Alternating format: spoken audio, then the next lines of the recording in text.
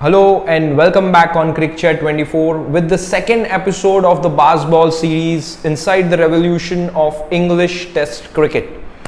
Now we have talked already about the journey of England's Test team in Asia under the Joe Root's regime, and they have done decent in that whole journey. We have talked about the first cracks of the whole philosophy of Joe Root and Chris Silverwood. But now the things are getting more aligned for England. They are hoping for a good English summer. A very anticipated period in English cricket, very significant. And this time in the English summer, they are playing 7 test matches. New Zealand is coming before the WTC final for 2 test matches, and then for 5 test matches again they have to play and face India. A very hungry India, who after 2018 are really desperate to win a series in England. But first they are facing New Zealand of Kane Williamson. There are a lot of injuries that is happening in the New Zealand camp, and a lot of rotation stuff and injuries are there in English camp as well. So there are headaches on both the sides. Kane Williamson team looks little more sorted considering the fact that they have some key players with them and they are preparing for the WTC final that is about to happen in Southampton. Again, Lords is ready to welcome all the cricket fans that are going to join them for it. James Anderson and Stuart Broad are back in the English setup again at Lords. In the first test match at Lords, there was a debut for Robinson and there was debut for Conway. It was a good test match happening for England. Rory Burns actually saved English batting lineup once again after scoring good runs. But what happened on the final day of the Lords test match is what have stuck with all of us. Roughly 75 overs are left and England are chasing somewhere around 270, which they did not even try to chase. Now we can consider that the pitch was really difficult and tricky, considering it was a 5th day pitch. There was uneven bounce on the surface, but the fact that did not show even the intent to score that runs was something very worrying. No one in the fans was really excited about that whole phase. There was a complete blockathon that was happening on the final day. In the end, England earned a hard draw with somewhere around 170 runs thanks to Dom Sibley and partnership of Joe Root that they survived that period. But this test match, they could have shown more intent. That was a view according to some of the cricket contemporaries. Now there was a second test match that was happening at Edgbaston, and this time one good relief for England was in the form of the other camp, where Kane Williamson, due to his tennis elbow issue, was ruled out, and he wanted to be fresh for the WTC final. So that was again a good news for England because they have a better chance under the captaincy of Tom Latham. But that chance was depleted as again their batting was not able to deliver on multiple occasions this time as well. There was an instance in the match where on the 3rd day morning, England's bowlers tried to keep New Zealand away from a major lead, and they tried to make it subsidized to somewhere around 85 with a hard toil from English bowlers. And then in the end, there was again another collapse waiting for English batsmen, where at 121 for 9, James Anderson came into bat, and the reaction on his face was not really special, considering the fact that he was really disappointed even after bowling and pouring his heart out. Again, English batsmen collapsed. The fact was that they were missing Johnny Bairstow, Joss Butler, Sam Curran and Ben Stokes was there, but it was not the fault of the other opposition team. They were playing with full-fledged, and rotation policy was English policy. It was none of the business of other team, and now they can't criticize the whole aspect.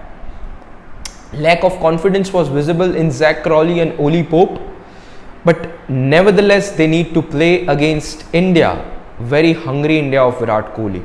Now the difference here with 2018 series of India-England was that India just arrived, played couple of test matches, practice matches, and then went into the series. This time, thanks to the COVID and the biosecure bubbles, they were in the setup for more than a month. The test match was starting in the first week of August, but the team arrived literally in the first week of June. So for 2 months they did practice, they spent time with their family, and they were more habituated with the English weather. Now the first test match happening at Trent Bridge, again England went on to bat. Another collapse was waiting for them thanks to Jasprit Bumrah and India's pace attack. There were a lot of questions going on in the Indian camp as well with the non-selection of R. Ashwin, but nevertheless England's batsmen were not in that confident frame of mind to grasp that. At 183 they lost all the wickets. There was a collapse happening where in the last 22 runs they lost 6 of their key wickets, and again they were back to square one. Now this time the Indian openers were more confident. They were playing with a lot of ease, with KL Rahul and Rohit Sharma having good partnership. There was a support happening from the other end as well, down the order with Ravindra Jadeja. Though the middle order of India was struggling, England's pacer were really nice in terms of restricting India to a certain extent. In the second innings, England came back with a lot of confidence, but only Joe Root was delivering on the promise, with somewhere in the lower down the order we are seeing some of the players shining. Again James Anderson stuck up to the promise. India was chasing somewhere around very less score, 200 odd in the final inning, and the test match was saved because of the rain that happened. Again the match ended in a draw, and we move back to Lords, where few weeks ago England's batsmen tried to draw one of the inevitable possibility of winning the test match. This time India were more lethal in their approach. They batted first. KL Rahul scored some good runs. Again England came into bat. Joe Root played one of the greatest innings of that summer, another 100 by Joe Root. But the tipping point, or the rivalry, or kind of a mishap, was started by India on the third day. When England lost 9 wickets, Anderson came into bat, and Jasprit Bumrah and Virat Kohli have the strategy of bowling short balls to put England, and specifically their frontline pacer James Anderson, into the back foot. There was a little bit of buzz happening between the team, lot of cheer, and it was sure that this is not a kind of an ordinary series. It is not ending in an ordinary way. That was pretty sure here. Now the impact of this thing happened in the 5th day. England literally were in the driving seat on the 4th day of that particular test match, with reducing India on 55 for 3. Thanks to Pujara and Rahane, as they build on the 100-run partnership and gave India a lot of advantage in that test match. But the actual mishap in the strategy of Joe Root and England's bowling plan was seen on the 5th day, where India were down with 8 wickets. They could have easily cleaned up things and could have got somewhere around 180 or 190 to chase, but they came in with a strategy of short ball, specifically from Mark Wood and James Anderson, which wasn't a very good one. It was just an ego battle. India's Mohammad Shami and Jasprit Bumrah were well trained in terms of tackling the pace and the bouncers of Mark Wood, and eventually that was the period where England lost the test match. They gave unfair advantage to India. One of the moving sessions happened on the 5th day, where Mohammad Shami and Jasprit Bumrah just took out the skin of the English bowling lineup. Now England were in all kind of troubles. 64 odd overs are left, and they need to chase somewhere around 260 or 270, in which situation win is not possible from this situation. Virat Kohli came in the huddle. He said that we are going to give hell to the English batsmen for the next 60 overs. And that was the final nail in the coffin from the Indian side. It was very inevitable that England's batting or the draw was only possible by Joe Root. England batting can only be out of this situation with Joe Root's batting prowess. And after Joe Root lost his wicket, there was little resilience that was seen from the side of England. In the next 60 or 58 odd overs, India ran through England. There were multiple Wisden articles or the Wisden magazine. We saw that London is falling down. As an Indian fan, it was a very proud moment that India won at a place where they were not even allowed to enter to practice in 1983 World Cup way back, but India won. But for England, it was a complete nightmare. For their fans, it was not a good thing to see their team losing even after welcoming spectator after a gap of 1 year.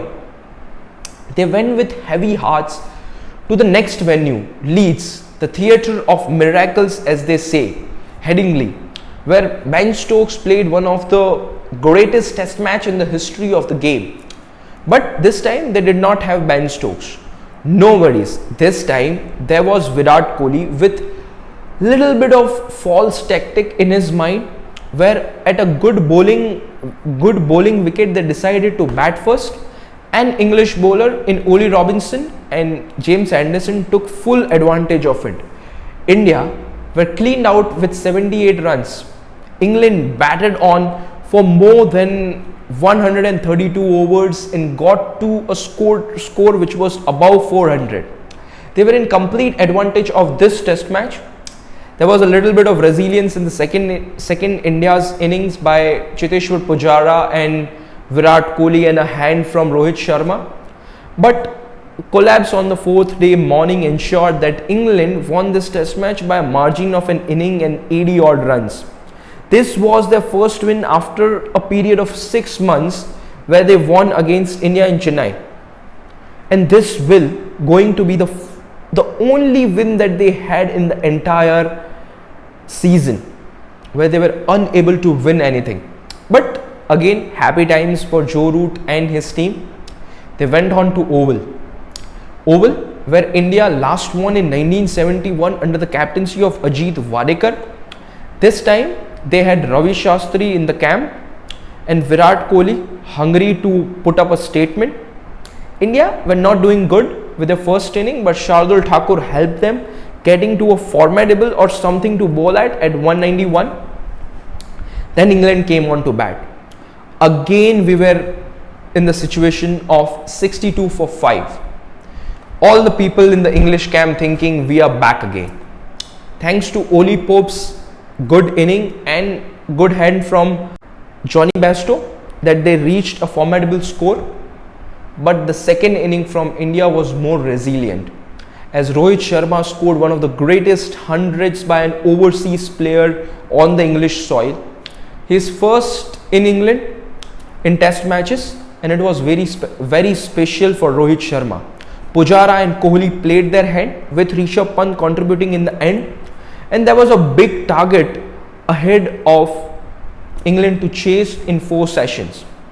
England's opening batsman gave a lot of hope on the 4th day evening in the last session, but all the hope was vanished when Jasprit Bumrah was firing in the second session with his reverse swing, getting Oli Pope and Johnny Bairstow in that whole spell.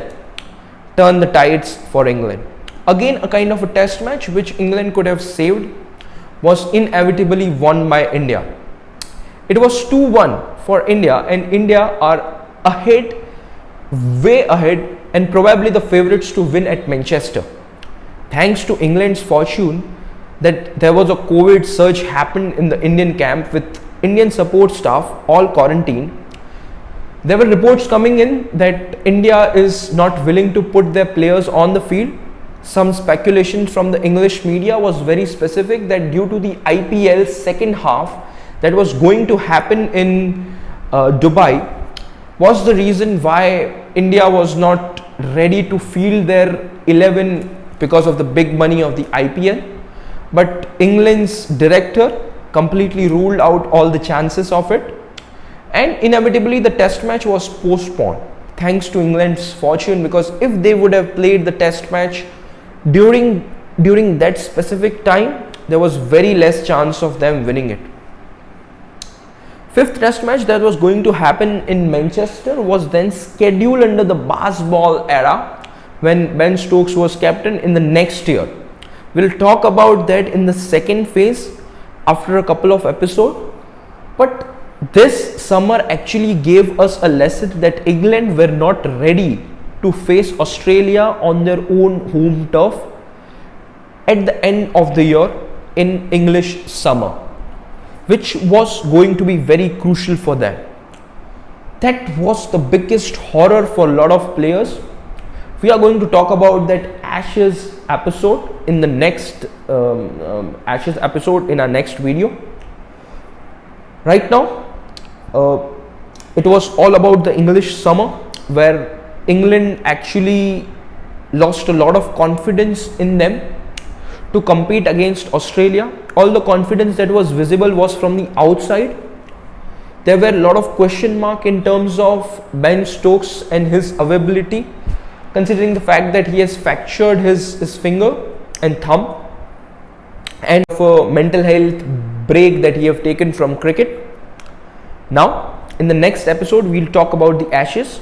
If you like this episode, do mention your reactions in the comment section. Do like the video, subscribe the channel, and follow us on Instagram for regular updates about the series. Thank you so much for watching.